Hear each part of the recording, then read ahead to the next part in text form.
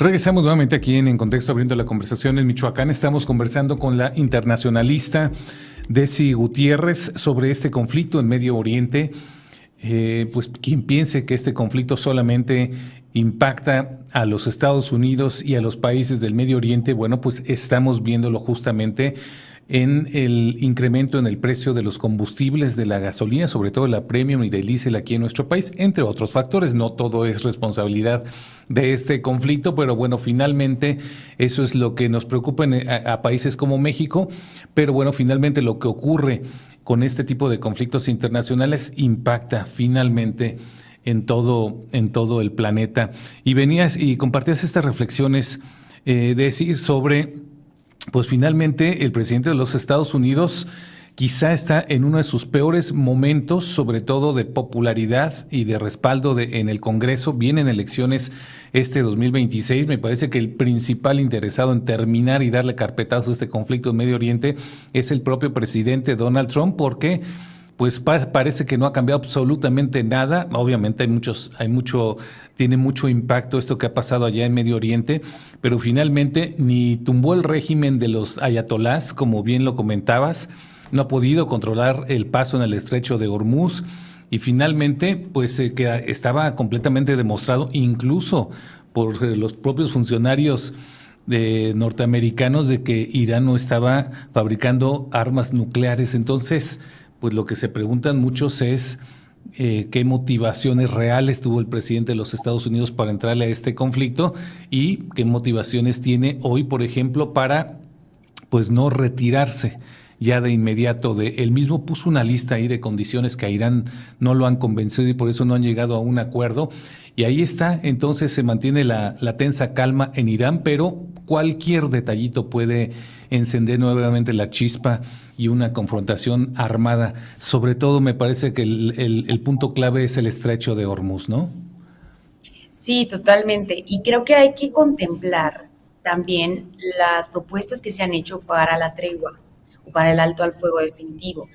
Porque justo lo mencionas, ¿no? Si los objetivos eran A, B y C, hoy estamos viendo que los puntos principales que empuja Irán traen consigo muy puntualmente una ventaja de sobra, que les quiten las sanciones, que Ujú. literal los dejen tener acceso y por supuesto todo el control del estrecho de Hormuz, que los dejen continuar con su programa nuclear, y tienen ahí unas versiones que hicieron chuscas de que en la versión en inglés decían que no se iba a enriquecer uranio, y en la versión farsi venía que sí les permitían continuar con el enriquecimiento de uranio de verse necesario. Entonces, es ahí donde creo que Irán también está permitiéndose jugar con la desesperación de Estados Unidos, al punto en donde ya saben que se volvieron relevantes en el panorama internacional, ya saben, y creo que lo han hecho muy explícitamente a través de su secretario de Relaciones Exteriores y sus publicaciones,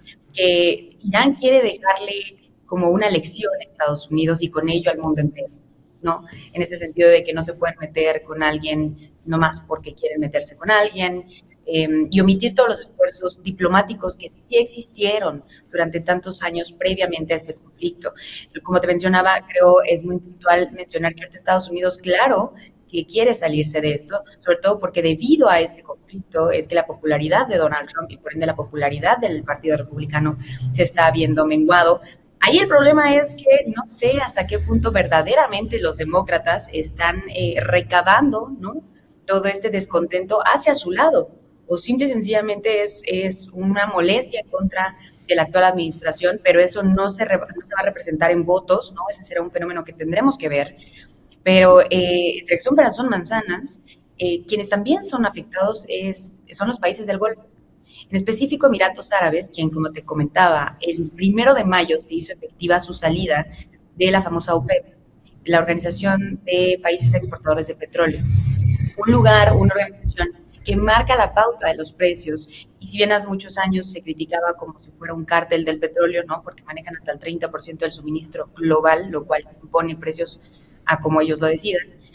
La realidad es que la salida de Emiratos Árabes marca una pauta brutal de cómo ya entre ellos no se están poniendo de acuerdo incluso. Emiratos Árabes ha sido muy frontal en criticar que tanto los países del Golfo como los de la OPEP no han hecho lo suficiente por protegerse a sí mismos, sobre todo a los que tienen alianzas con Estados Unidos.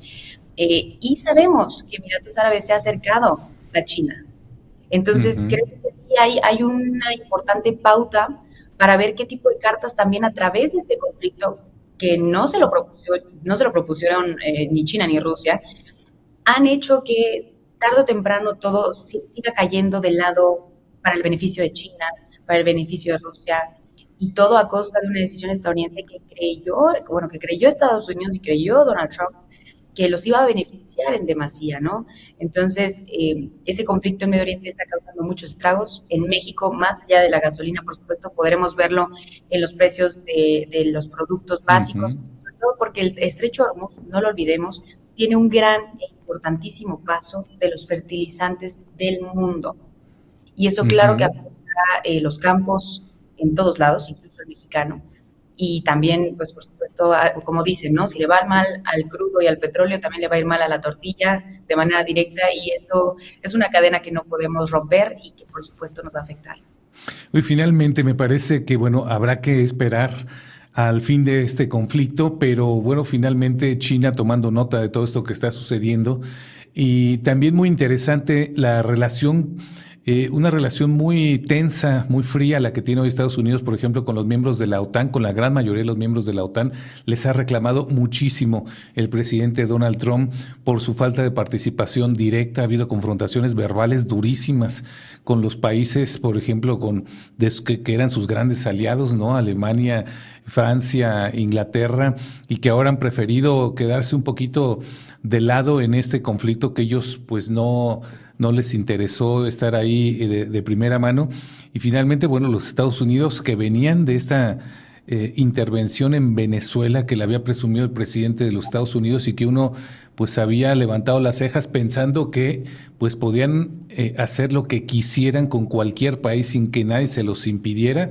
Pues llegó este conflicto con Irán, y bueno, finalmente se toparon con pared, un régimen muy duro, el iraní, que además puso en entredicho la capacidad militar de los propios Estados Unidos, digamos, un nuevo estilo de hacer la guerra con armas más baratas, mucho más masivas, más baratas, frente a esos grandes y poderosos armamentos norteamericanos, pero extremadamente caros y en una menor cantidad. Entonces, este conflicto en Medio Oriente en verdad viene a reconfigurar muchísimas de las cosas que pensábamos, ¿no?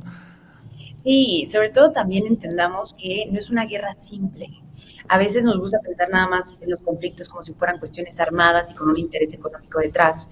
Pero aquí estamos hablando de que desde el inicio Donald Trump, cuando intervino en Venezuela y ahora cuando se decidió ir por Irán, tenía un fondo verdaderamente energético para poder acaparar, y no para sus reservas, ellos están bien contemplados y cubiertos para no depender de nadie en materia energética, pero sí querían golpear a China.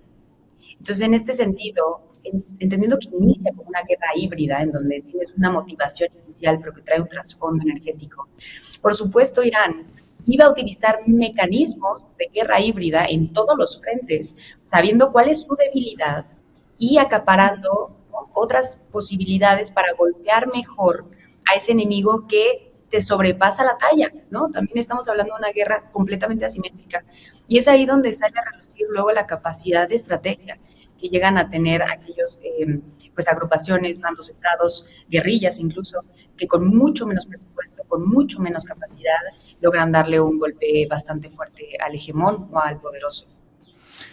Voy a hacer una pausa nuevamente para hablar de otro de los conflictos que llevan décadas allí en puerta, pero me parece que desde hace prácticamente medio siglo que no se tensaban tanto las relaciones entre Estados Unidos y Cuba, o al menos no había una amenaza directa tan clara como la que ha puesto sobre la mesa el presidente Donald Trump. Voy a ir a una pausa y regresamos justamente con este tema.